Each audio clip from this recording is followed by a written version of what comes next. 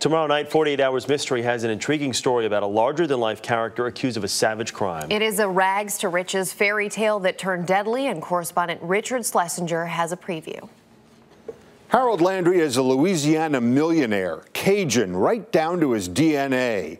But he's also a maverick who ended up in England for a new life that surprised pretty much everyone. H's story is a tale of two worlds. Harold Landry had it all and made it all himself. He went from down the bayou, living with nothing, to living in a fine British manor home. I'm Pat Fanning, and I'm a friend of Harold Landry, who came to be known as H. Landry made his fortune in the oil business. In 1999, he was retired, and he was falling in love with Lucy Davies, a young British music student he met on the internet. By 2002, Landry and Lucy were married, and Harold Landry traded life in Louisiana for the English countryside and his new life as an English country gentleman. His personality was big. Yeah, H did pretty good.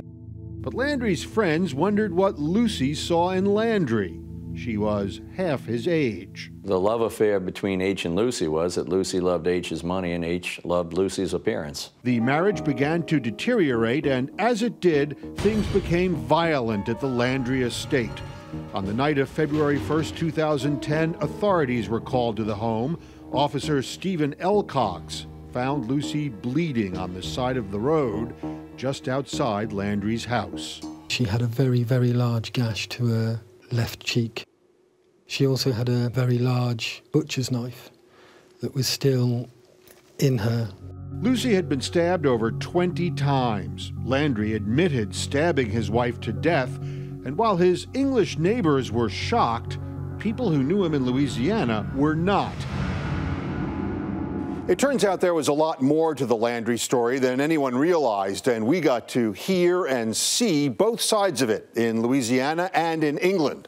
48 Hours is the only organization that's been able to interview Landry since Lucy's murder and to hear from Lucy's teenage son, who was in the house the night his mother was stabbed to death. He's a remarkable and very impressive young man.